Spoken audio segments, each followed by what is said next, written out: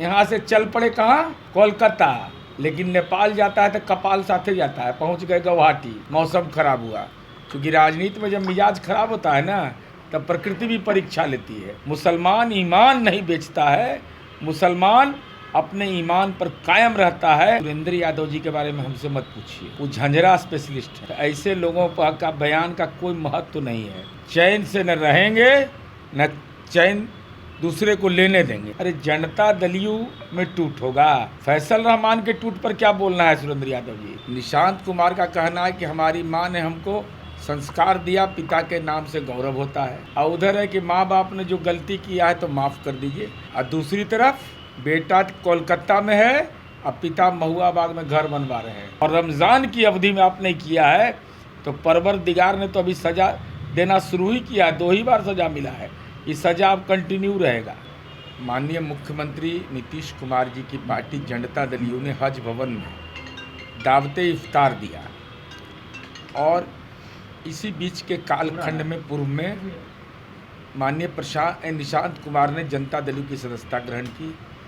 तो पिता और पुत्र में मिलन होता है।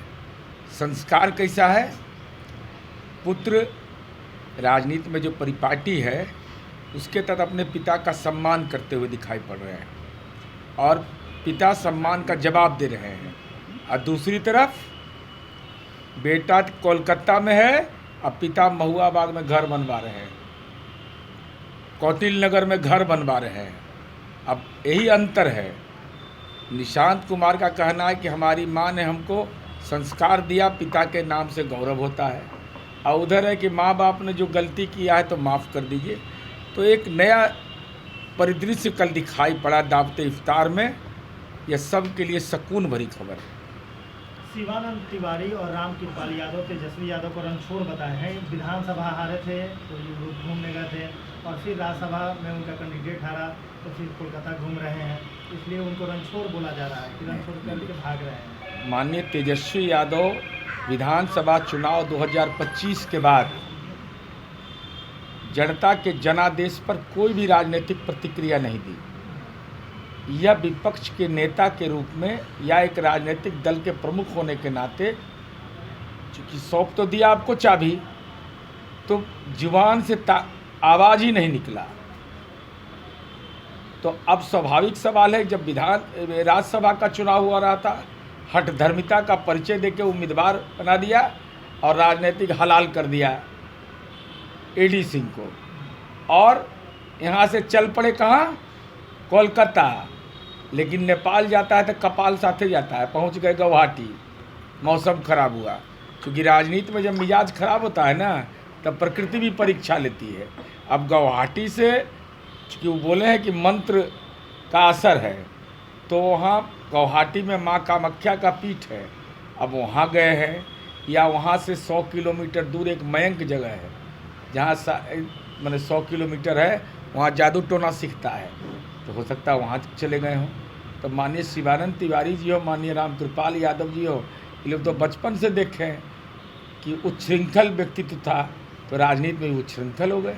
नीतीश कुमार का रोल बदल रहा है। मुख्यमंत्री नीतीश कुमार राष्ट्रीय अध्यक्ष जदयू के तौर पर नॉमिनेशन करने जा रहे हैं, निर्विरोध चुनाव जीतेंगे, क्योंकि उनके बारे में बताया। अब एक सवाल है कि आने वाले दिनों में मुख्यमंत्री का पद छोड़ेंगे या कोई पता है? बिल्कुल। तो ये किस तरह का कम्बिनेशन है? मुख्यमंत्री का पद छोड़ेंगे लेकिन जनता दल के राष्ट्रीय अध्यक्ष रहेंगे।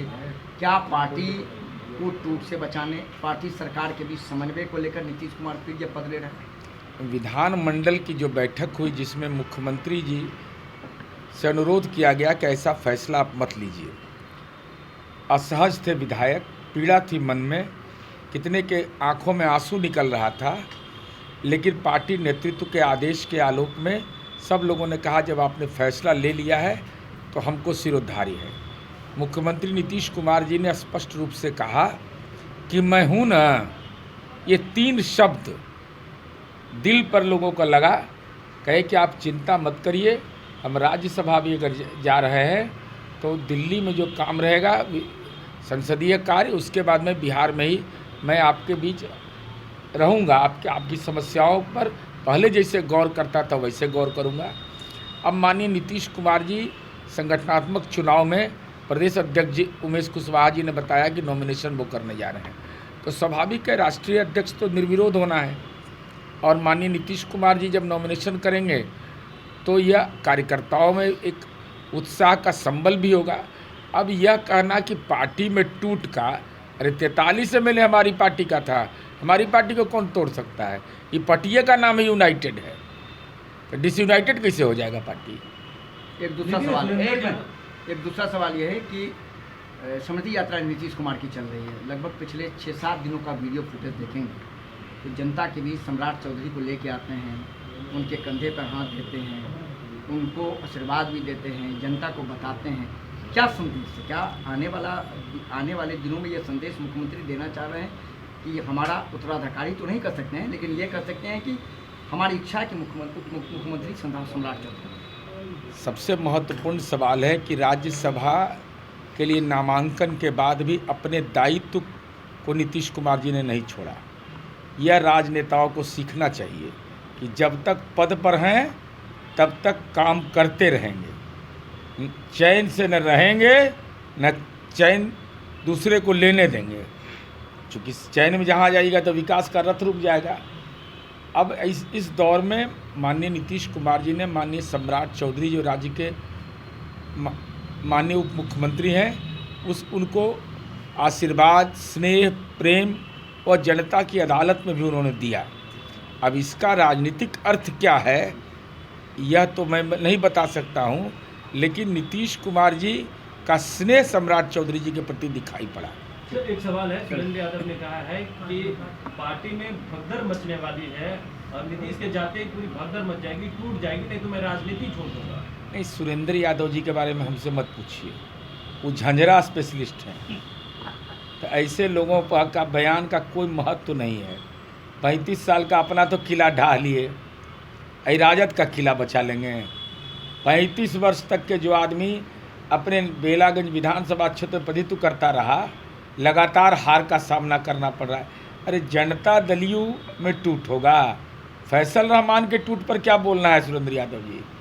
फैसल रहमान आपके दल के विधायक हैं, 25 विधायक आपके हैं। माननीय तेजस्वी यादव में नैतिक बल नहीं है कि लिख के विधानसभा अध्यक्ष को दे दें। अगर देंगे तो 24 पर आ जाएंगे, 24 पर आएंगे तो विपक्ष के नेता नहीं रहेंगे। साथ ही साथ आपने यह अपरोक्ष रूप से फैसल रहमान के बारे में कह दिया कि धन तंत्र का प्रभाव हुआ है। क्या एक मुसलमान रमज़ान के महीने में अपनी अम्मी के बीमार होने की बात कहता, उस पर आपको भरोसा नहीं? आपने अपरोक्ष रूप से मुसलमान होने के नाते आपने उनके ईमान पर सवाल खड़ा कर दिया। मुसलमान ईमान नहीं बेचता है, मुसलमान अपने ईमान पर कायम रहता है। और रमज़ान की अवधि में आपने किया है तो परवरदिगार ने तो अभी सज़ा देना शुरू ही किया, 2 ही बार सज़ा मिला है, ये सज़ा अब कंटिन्यू रहेगा।